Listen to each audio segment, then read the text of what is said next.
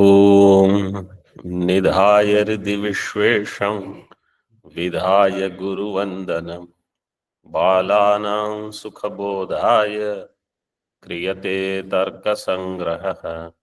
शङ्करं शङ्कराचार्यं केशवं बादरायणं सूत्रभाष्यकृतौ वन्दे भगवन्तौ पुनः पुनः।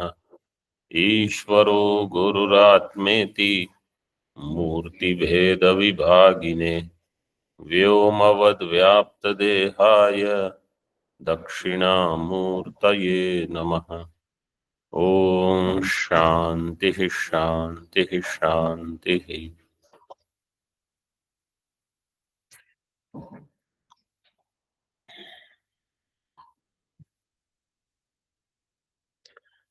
किरणावली में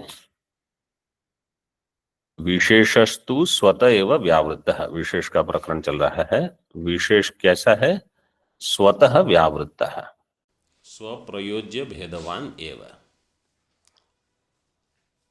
अपने आप ही भेद का वो प्रयोजक है, स्वप्रयोज्य भेद वाला होने से।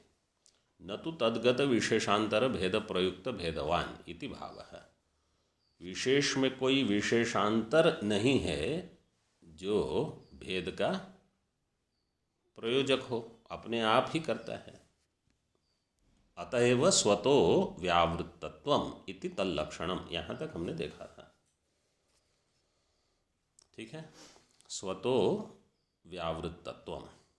अब स्वतो व्यावृत्तत्वम क्या है उसकी व्याख्या करते हैं। स्वतो व्यावृत्तत्वम च स्वप्रयोज्य स्वनिष्ठ स्वसजातीय प्रतियोगिक भेदकत्वम। स्वतो व्यावृत्तत्वम क्या है? स्वप्रयोज्य स्वनिष्ठ स्वसजातीय प्रतियोगिक भेदकत्वम, ये हो गया स्वतो व्यावृत्तत्वम। तो पहला ही एक प्रश्न हो जाएगा कि आप विशेष में जाति मानते हो कि नहीं? नहीं मानते। तो स्वसजातीय प्रतियोगिक, सजातीय ये कहाँ से आया, ये प्रश्न होगा। तो कहा स्वसाजात्यंच पदार्थ विभाजक उपाधि रूपेण बोध्यम। यहाँ जाति को उपाधि ले लो तो ठीक हो जाएगा। मतलब ऐसी कोई जाति नहीं है, ये एक उपाधि रूप है। तो साजात्यम मतलब सजातीय, मतलब एक विशेष दूसरे विशेष का सजातीय होगा। तो ऐसा यहाँ जाति नहीं है, लेकिन ये एक उपाधि है। स्वसाजात्यम पदार्थ विभाजक उपाधि। तो इस पदार्थ को इस पदार्थ से विभाजन करती है, ऐसी एक उपाधि है। अथवा इस विशेष पदार्थ को अन्य पदार्थ से भिन्न दिखाती है। सारे विशेष जो रहेंगे वो द्रव्य गुण कर्म सामान्य समवाय इन सब से भिन्न, मतलब इनमें एक उपाधि है। ऐसे लेना। अब इस वाक्य को बताते हैं। स्वप्रयोज्य स्वनिष्ठ स्वसजातीय प्रतियोगिक भेदकत्वम, इसकी व्याख्या स्वयं ही टीकाकार करते हैं। स्वम से लेना विशेषः। तो स्वप्रयोज्य का अर्थ हो जाएगा विशेष प्रयोज्य, तेन प्रयोज्यो एक। दूसरा स्वनिष्ठ मतलब विशेषनिष्ठ। तो विशेष के विशेषण प्रयोज्य विशेषनिष्ठ दो।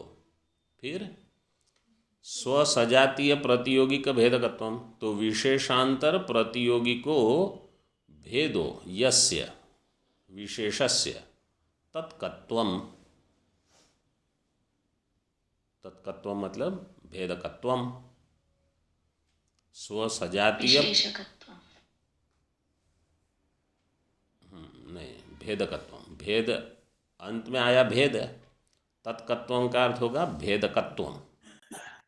जैसे मूल में जो दिया है स्वसजातीय प्रतियोगिक भेदकत्वम। तो सजातीय से क्या लेना? विशेष निष्ठ विशेषांतर प्रतियोगी को भेद। विशेष में एक ऐसी चीज है, मतलब जो विशेष है वो एक ऐसा है विशेषनिष्ठ विशेषांतर प्रतियोगी का भेद है। विशेषांतर जो है उससे वो अपने आप को भिन्न कराता है। वो कैसा है? बोले वो स्वप्रयोज्य है और स्वनिष्ठ है, अपने आप ही, अन्य निमित्त से नहीं है। स्वप्रयोज्य का अर्थ क्या है? कोई अन्य उसका प्रयोजक नहीं है, कोई अन्य उसका निमित्त नहीं है। जैसे हम पहली जो चर्चा कर, एक घट द्वितीय घट से भिन्न क्यों है? वे कपाल में भेद है, तो अन्य प्रयोज्य हो गया वो भेद। लेकिन विशेष का कैसा है? स्वप्रयोज्य, और वो कहाँ रहेगा? स्वनिष्ठ। स्वनिष्ठ मतलब विशेषनिष्ठ और स्व सजातीय, तो उसके लिए कह दिया विशेषांतर प्रतियोगी को भेदो यस्य विशेषस्य, वो विशेष तत्कत्वम मतलब स्वसजातीय प्रतियोगी का भेदकत्वम।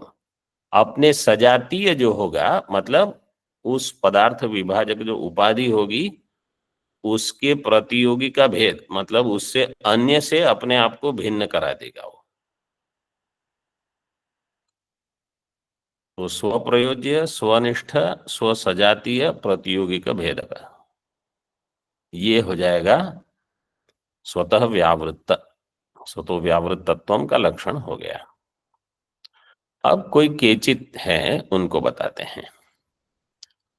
केचित तु स्वभिन्न लिंगजन्य स्वविशेष्यक स्वसजातीय इतर भेद अनुमिति अविषयत्वम स्वतो व्यावृत्तत्वम, ऐसा लक्षण करते हैं।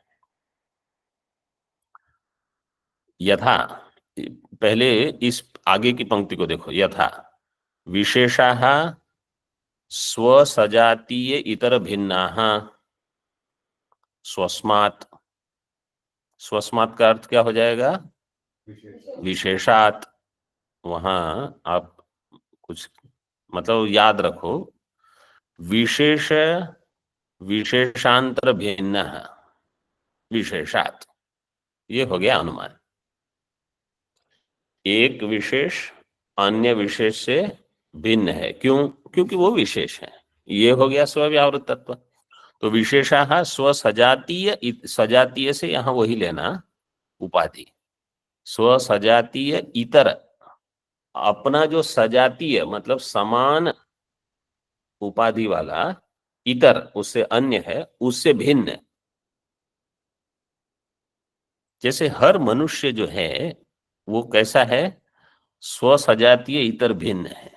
केवल मनुष्य नहीं, सारे पशु में भी आप ले लो, कोई भी, सारे जीव ऐसे हैं स्वसजातीय इतर भिन्न। क्यों? विशेषात, सारे ही विशेष भगवान ने बनाए हैं।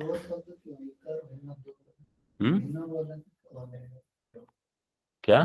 स्वसजातीय भिन्न, हाँ हाँ, स्वसजातीय, स्वसजातीय भिन्न भी कह सकते, इतर भिन्न केवल स्पष्टीकरण के, अन्य से भिन्न ऐसे बताने के लिए। स्वसजातीय इतर भिन्न, हाँ स्वस्मात्। तो इस अनुमान में आगे देखो, इति अनुमितौ स्व इतर भेद साधने, स्व इतर भेद साधन में स्वम एव तादात्म्येन लिंगम। स्व जो है स्वस्मात् में मतलब विशेषात, तो वो स्व, स्व मतलब विशेष है, वही तादात्म्य से लिंग है। न अन्यत इति वदंती, लिंग का अर्थ है हेतु। हेतु क्या है?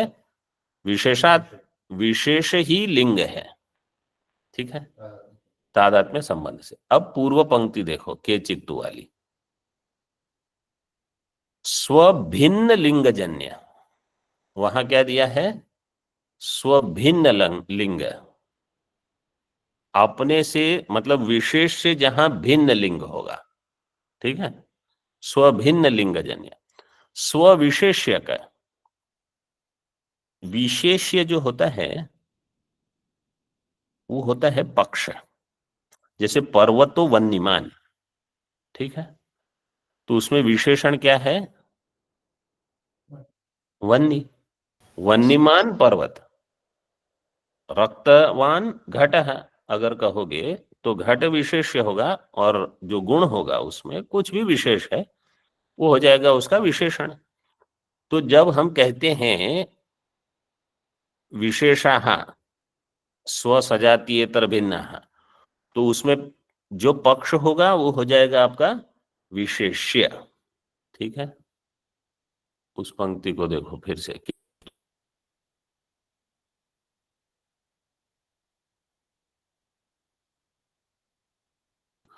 स्वभिन्न लिंगजन्य,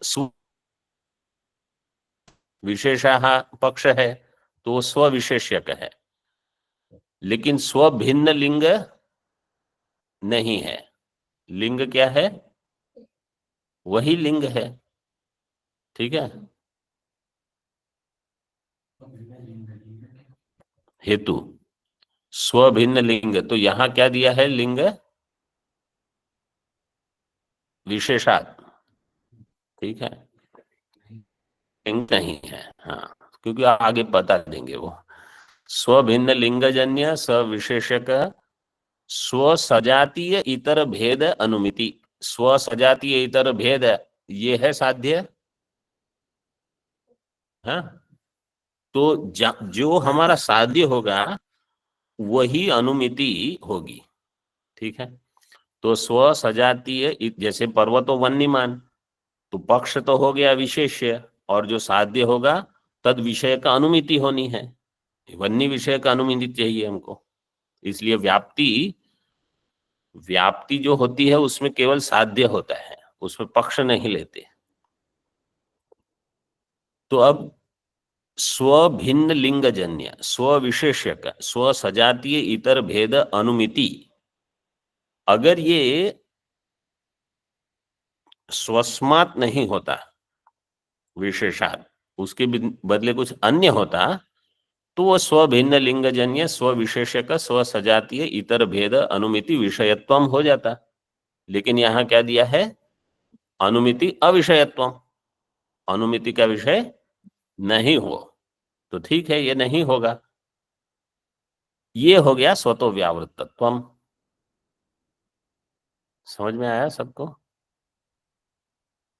कि फिर से बताऊं? फिर से देखो, केवल हेतु, बाकी सब तो सरल है। स्व विषयक तो वही पक्ष है, वो तो दे दिया है। स्व सजातीय इतर भेद अनुमिति, वो हो गया साध्य, वो भी है। केवल हेतु क्या दिया है? विशेषात, मतलब स्वलिंग दिया है वहां। ठीक है, स्व, जैसे आगे की पंक्ति में दिया ना, स्वमेव तादात्म्येन लिंगम। लेकिन केचित वाले क्या कहते हैं? जो स्वभिन्न लिंग जन्य होगा वो अनुमिति का अविषय होगा, और विशेष कैसा है? स्वलिंग जन्य है, इसलिए वो अनुमिति का अविषय नहीं होगा, इसलिए अनुमिति का विषय नहीं होगा। ठीक है ना? वो केवल उतना बताना चाहते हैं वो। ये हो गया स्वतः व्यावृत्तत्व। इति अनुमितौ स्व इतर भेद साधने स्वमेव तादात्म्येन लिंगम नान्यत् इति वदन्ति।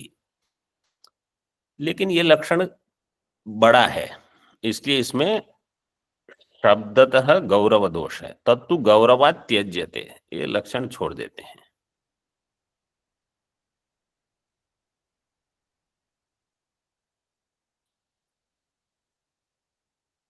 मतलब ये केचित का मत है, हम हमारे लिए वो पूर्व जो है वही ठीक है। स्वप्रयोज्य स्वनिष्ठ स्वसजातीय प्रतियोगी का भेदकत्व, ये हो गया स्वतो व्यावृतत्व। अब ये जो दूसरी पंक्ति है वो हमने पहले देख ली है। सामान्य रहितत्वे सति सामान्य भिन्नत्वे सति समवेतत्वम विशेषाणाम लक्षणम, पूर्ण विराम। वहां पूर्ण विराम नहीं है तो कर दो, ये पहले आ चुकी है पंक्ति। सामान्य रहितत्वे सति। सामान्य रहितत्वे क्यों दिया? देखो अगली पंक्ति में, द्रव्य गुण कर्म वारणाय सामान्य रहितत्वे सति, क्योंकि द्रव्य गुण कर्म में सामान्य रहेगा, सत्ता जाति रहेगी, तो इसलिए उनका वारण करने के लिए क्या है, जो सामान्य रहित है, सामान्य रहितत्वे सति, सामान्य भिन्नत्वे सति, और जो सामान्य से अपने आप में भिन्न है, मतलब जो सामान्य नहीं है, तो जो द्रव्य गुण कर्म नहीं है, जो सामान्य भी नहीं है, ऐसे चार तो निकल गए। अब बाकी कितने रह गए? तीन। कुल मिला के तीन रहे, उसमें से विशेष का लक्षण हम कर रहे हैं, इसलिए बाकी रह गए दो। अब समवाय अभाव वारणाय समवेतत्वम, क्योंकि जो समवाय होगा वो समवेत नहीं होगा, और अभाव होगा वो भी समवेत नहीं होगा। जो विशेष होगा वो समवेत होगा। वो कहाँ समवेत होगा? नित्य में। जो नित्य होगा उसमें समवेत, मतलब विशेष समवाय संबंध से नित्य में रहेगा। समवेतत्वम इति, ये हो गया लक्षण। अब मूल में देखो, पृथिव्यादि चतुष्टयस्य इति, मतलब दीपिका में, पृथिव्यादि चतुष्टयस्य परमाणवः आकाशादि पंचकम च नित्य द्रव्याणि। पृथिव्यादि चतुष्टयस्य, पृथ्वी जल तेजो वायुनाम इत्यर्थः। पृथ्वी आदि चतुष्टय जो है, पृथ्वी जल तेज वायु, ये चार, इनके जो परमाणु हैं इनमें विशेष रहेगा।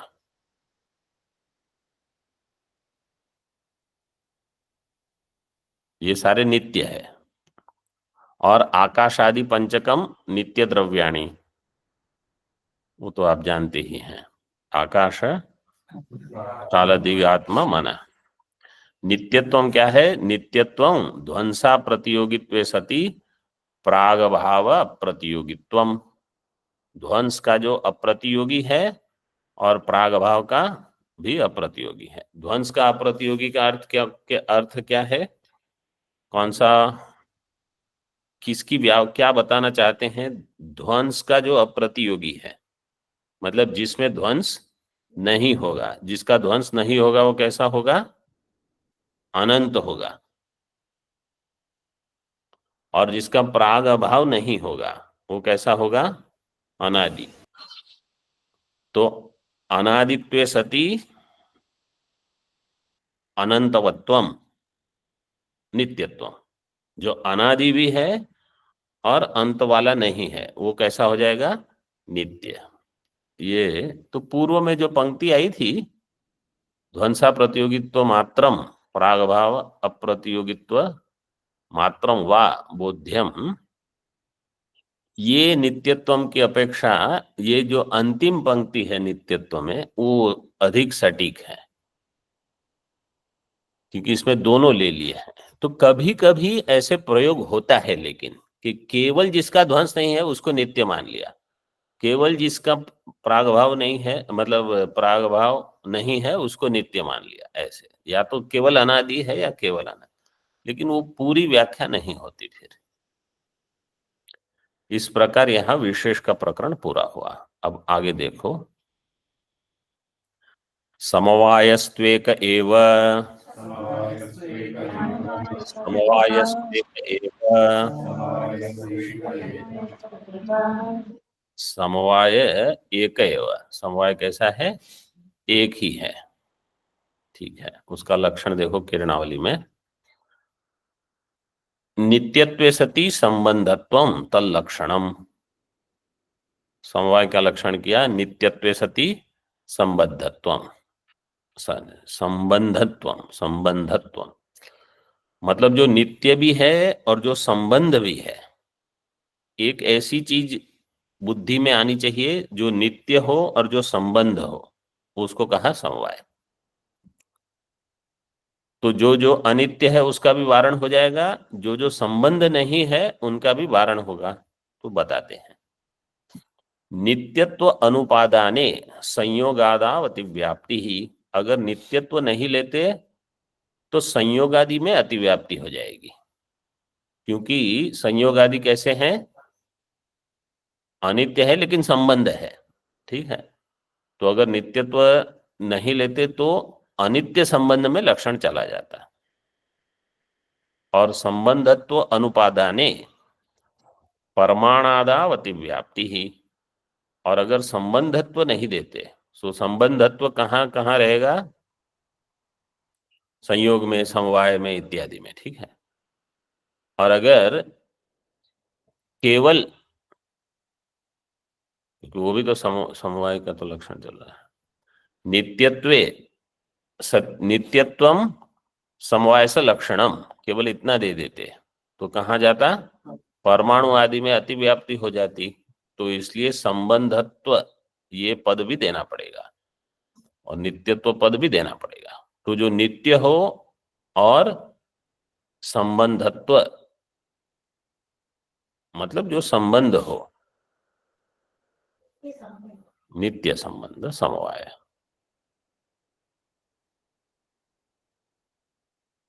अवयव अवयविनो जाति व्यक्त्यो गुण गुणिनो क्रिया क्रियावतो नित्य द्रव्य विशेषयोश्च यह संबंधः स समवायः। अवयव अवयविनो यह संबंधः स समवाय, सब में ये जोड़ना है। अवयव और अवयवी के बीच में इसका दृष्टांत क्या होगा, घट कपाल तंतु पट, इसमें अवयव कौन है,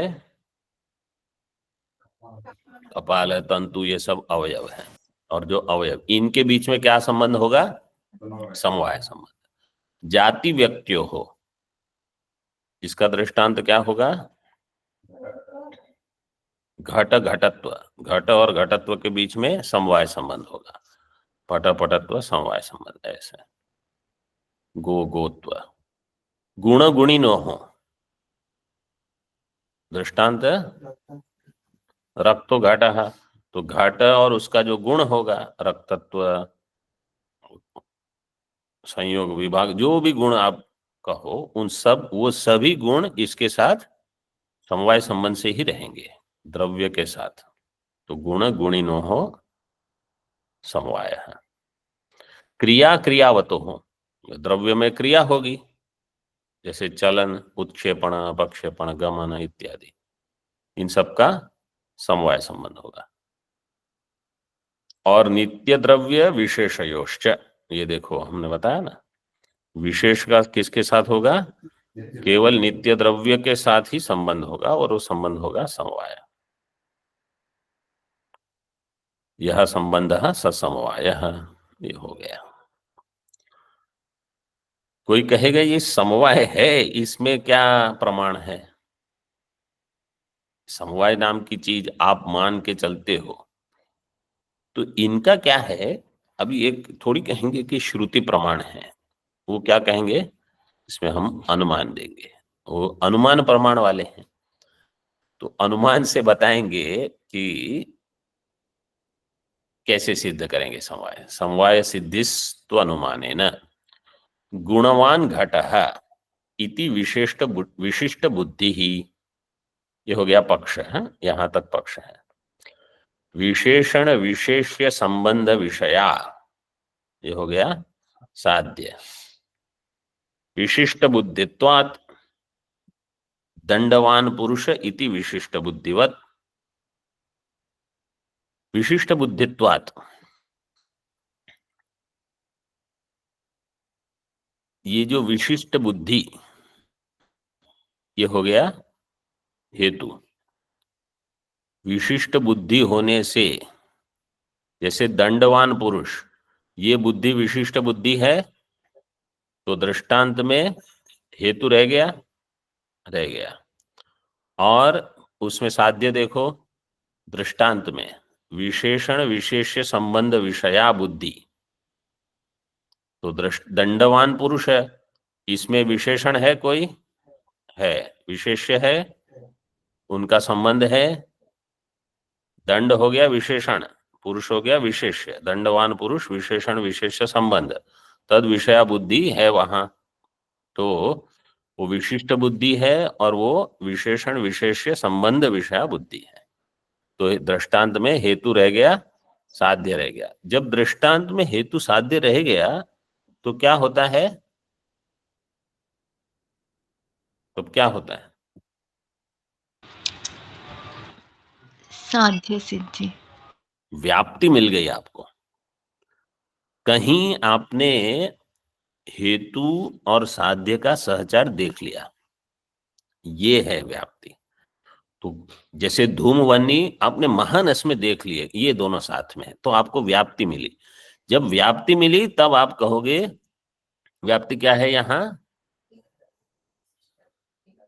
यत्र यत्र विशिष्ट बुद्धित्वम विषय, हाँ, तत्र तत्र विशेषण विशेष्य संबंध विषयत्वम, व्याप्ति मिल गई आपको। अब पक्ष में अगर हेतु मिल गया तो आप कहोगे कि पक्ष में साध्य जरूर होगा, क्योंकि हमारे पास व्याप्ति का बल है। ऐसे ऐसे केवल ग्रंथ में मत देखना। जब आप व्यवहार करते हो तो व्याप्ति के बल से देख लो कि हमारा जो अनुमान हो रहा है किसी भी विषय का, केवल ये पर्वत और धूम और दंड, जिस व्यक्ति के पास अधिक प्रमाण का बल होगा उसकी प्रमा उतनी सटीक होगी, वो उतना कम भ्रमित होगा, उसकी भ्रांतियां कम होगी। भ्रांति कम होने से उसके निर्णय अधिक सही होंगे। ये इसका उपयोग है।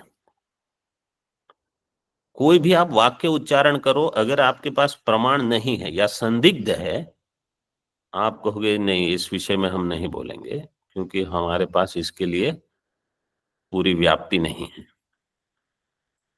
निर्णय भी जब करोगे तो व्याप्ति के बल से जिसने निर्णय किया है वही बुद्धिमान पुरुष कहा जाएगा। व्याप्ति के बल से अथवा किसी भी प्रमाण, श्रुति प्रमाण हो, स्मृति प्रमाण हो, जो भी हो।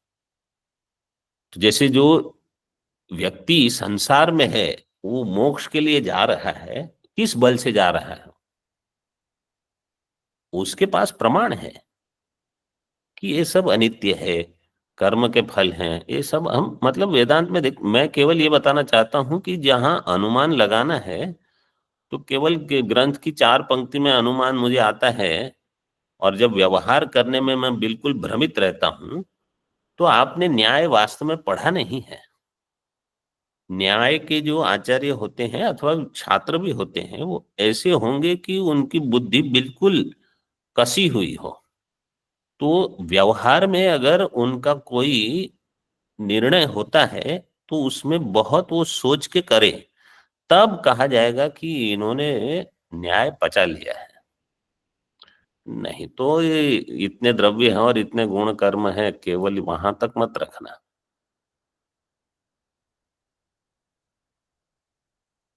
तो अभी व्याप्ति मिल गई और पक्ष में हेतु भी रह गया। गुणवान घट, ये विशिष्ट बुद्धि है, इसमें विशिष्ट बुद्धित्व है, इसलिए वो भी विशेषण विशेष्य संबंध विषया बुद्धि होगी।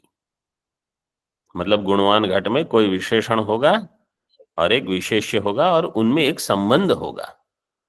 संबंध विषय मुख्य तो हमको समवाय का ध्यान देना है, उसी को बताते हैं। यथा दंडवान पुरुष इति विशिष्ट बुद्धि ही, तत्र विशेषणम दंड, विशेष्य पुरुष, स्पष्ट है। तयोः संबंधस्तु संयोग, वहां संयोग संबंध है। दंड पुरुष में संयोग संबंध है। दृष्टांत में समवाय संबंध क्यों नहीं लिया? क्योंकि वो तो आपका साध्य है, अब वो सिद्ध कहाँ हुआ है? दृष्टांत सिद्ध वस्तु का नहीं ले सकते, क्योंकि पक्ष की परिभाषा क्या है? संदिग्ध साध्यवान। तो पहले से ही आप कहोगे कि नहीं, समवाय का ही दृष्टांत लेंगे तो चलेगा नहीं, इसलिए तयो संबंधस्तु संयोग।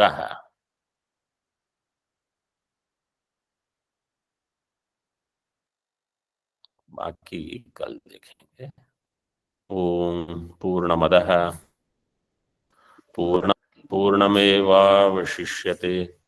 ओम शांति शांति शांति।